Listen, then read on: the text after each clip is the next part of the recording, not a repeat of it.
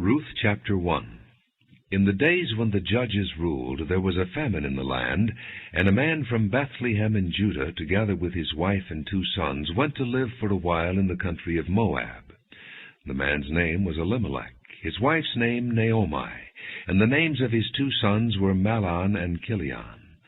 They were Ephrathites from Bethlehem, Judah, and they went to Moab and lived there. Now Elimelech, Naomi's husband, died, and she was left with her 2 sons. They married Moabite women, one named Orpah, and the other Ruth. After they had lived there about 10 years, both Mahlon and Chilion also died, and Naomi was left without her 2 sons and her husband. When she heard in Moab that the Lord had come to the aid of his people by providing food for them, Naomi and her daughters-in-law prepared to return home from there. With her 2 daughters-in-law, she left the place where she had been living and set out on the road that would take them back to the land of Judah. Then Naomi said to her 2 daughters-in-law, "Go back, each of you, to your mother's home. May the Lord show kindness to you, as you have shown to your dead and to me. May the Lord grant that each of you will find rest in the home of another husband." Then she kissed them, and they wept aloud, and said to her, "We will go back with you to your people." But Naomi said, "Return home, my daughters. Why would you come with me? Am I going to have any more sons who could become your husbands? Return home, my daughters. I am too old to have another husband. Even if I thought there was still hope for me, even if I had a husband tonight and then gave birth to sons, would you wait until they grew up? Would you remain unmarried for them? No, my daughters, it is more bitter for me than for you, because the Lord's hand has gone out against me."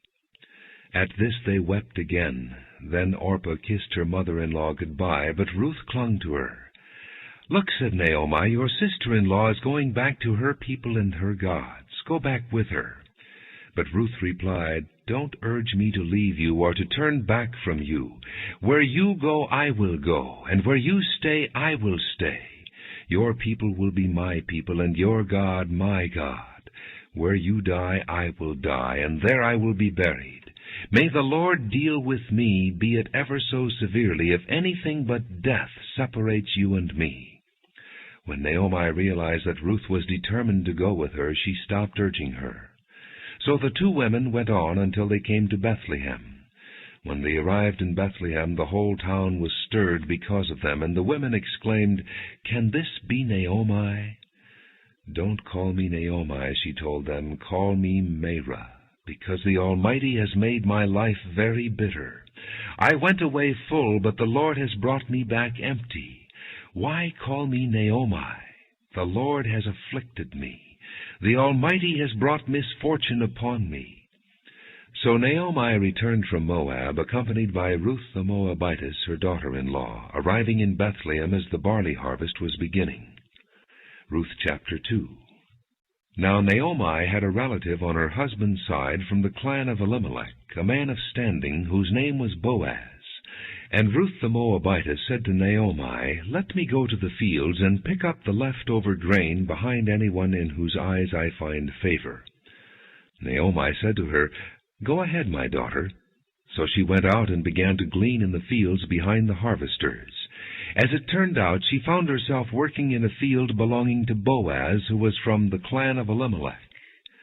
Just then Boaz arrived from Bethlehem and greeted the harvesters. "The Lord be with you." "The Lord bless you," they called back. Boaz asked the foreman of his harvesters, "Whose young woman is that?" The foreman replied, "She is the Moabitess who came back from Moab with Naomi. She said, 'Please let me glean and gather among the sheaves behind the harvesters.' She went into the field and has worked steadily from morning till now, except for a short rest in the shelter." So Boaz said to Ruth, "My daughter, listen to me. Don't go and glean in another field, and don't go away from here. Stay here with my servant girls. Watch the field where the men are harvesting, and follow along after the girls. I have told the men not to touch you. And whenever you are thirsty, go and get a drink from the water jars the men have filled." At this she bowed down with her face to the ground. She exclaimed, "Why have I found such favor in your eyes that you notice me, a foreigner?" Boaz replied, "I've been told all about what you have done for your mother-in-law since the death of your husband, how you left your father and mother and your homeland and came to live with a people you did not know before. May the Lord repay you for what you have done. May you be richly rewarded by the Lord, the God of Israel, under whose wings you have come to take refuge." "May I continue to find favor in your eyes, my lord," she said. "You have given me comfort and have spoken kindly to your servant, though I do not have the standing of one of your servant girls."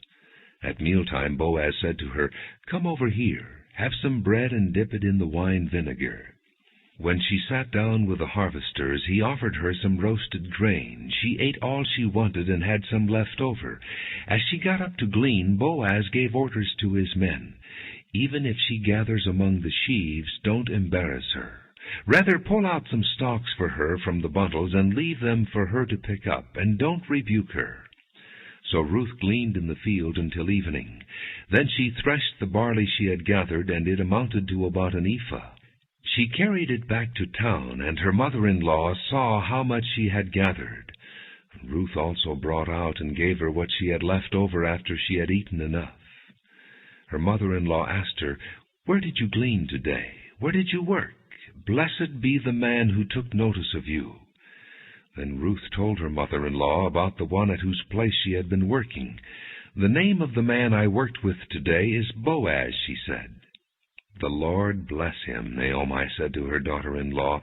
"He has not stopped showing his kindness to the living and the dead."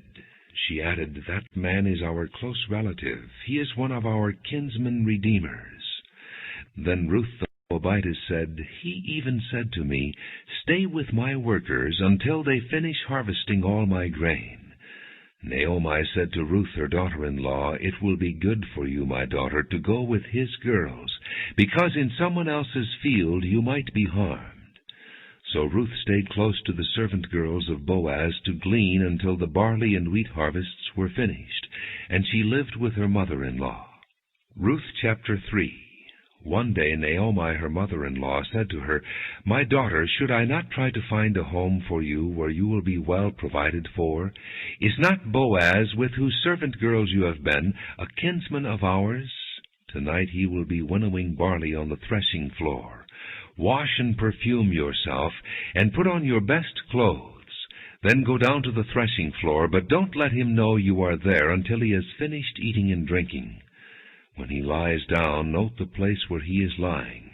Then go and uncover his feet and lie down. He will tell you what to do." "I will do whatever you say," Ruth answered. So she went down to the threshing floor and did everything her mother-in-law told her to do. When Boaz had finished eating and drinking and was in good spirits, he went over to lie down at the far end of the grain pile. Ruth approached quietly, uncovered his feet, and lay down. In the middle of the night something startled the man, and he turned and discovered a woman lying at his feet. "Who are you?" he asked. "I am your servant Ruth," she said. "Spread the corner of your garment over me, since you are a kinsman redeemer." "The Lord bless you, my daughter," he replied. "This kindness is greater than that which you showed earlier. You have not run after the younger men, whether rich or poor. And now, my daughter, don't be afraid. I will do for you all you ask. All my fellow townsmen know that you are a woman of noble character. Although it is true that I am near of kin, there is a kinsman redeemer nearer than I. Stay here for the night, and in the morning if he wants to redeem, good, let him redeem. But if he is not willing, as surely as the Lord lives, I will do it. Lie here until morning." So she lay at his feet until morning, but got up before anyone could be recognized. And he said, "Don't let it be known that a woman came to the threshing floor." He also said, "Bring me the shawl you are wearing and hold it out." When she did so, he poured into it 6 measures of barley and put it on her. And then he went back to town. When Ruth came to her mother-in-law, Naomi asked, "How did it go, my daughter?" Then she told her everything Boaz had done for her, and added, "He gave me these 6 measures of barley, saying, 'Don't go back to your mother-in-law empty-handed.'" Then Naomi said, "Wait, my daughter, until you find out what happens, for the man will not rest until the matter is settled today." Ruth chapter 4. Meanwhile Boaz went up to the town gate and sat there. When the kinsman redeemer he had mentioned came along, Boaz said, "Come over here, my friend, and sit down." So he went over and sat down. Boaz took 10 of the elders of the town and said, "Sit here," and they did so. Then he said to the kinsman redeemer, "Naomi, who has come back from Moab, is selling the piece of land that belonged to our brother Elimelech. I thought I should bring the matter to your attention, and suggest that you buy it in the presence of these seated here, and in the presence of the elders of my people. If you will redeem it, do so. But if you will not, tell me, so I will know. For no one has the right to do it except you, and I am next in line. I will redeem it," he said. Then Boaz said, "On the day you buy the land from Naomi and from Ruth the Moabitess, you acquire the dead man's widow in order to maintain the name of the dead with his property." At this the kinsman redeemer said, "Then I cannot redeem it, because I might endanger my own estate. You redeem it yourself. I cannot do it." Now in earlier times in Israel, for the redemption and transfer of property to become final, one party took off his sandal and gave it to the other. This was the method of legalizing transactions in Israel. So the kinsman redeemer said to Boaz, "Buy it yourself," and he removed his sandal. Then Boaz announced to the elders and all the people, "Today you are witnesses that I have bought from Naomi all the property of Elimelech, Chilion, and Mahlon. I have also acquired Ruth the Moabitess, Mahlon's widow, as my wife, in order to maintain the name of the dead with his property, so that his name will not disappear from among his family or from the town records. Today you are witnesses." Then the elders and all those at the gate said, "We are witnesses. May the Lord make the woman who is coming into your home like Rachel and Leah, who together built up the house of Israel. May you have standing in Ephrathah, and be famous in Bethlehem. Through the offspring the Lord gives you by this young woman, may your family be like that of Perez, whom Tamar bore to Judah." So Boaz took Ruth, and she became his wife. Then he went to her, and the Lord enabled her to conceive, and she gave birth to a son. The women said to Naomi, "Praise be to the Lord, who this day has not left you without a kinsman redeemer. May he become famous throughout Israel. He will renew your life and sustain you in your old age. For your daughter-in-law, who loves you and who is better to you than 7 sons, has given him birth." Then Naomi took the child, laid him in her lap, and cared for him.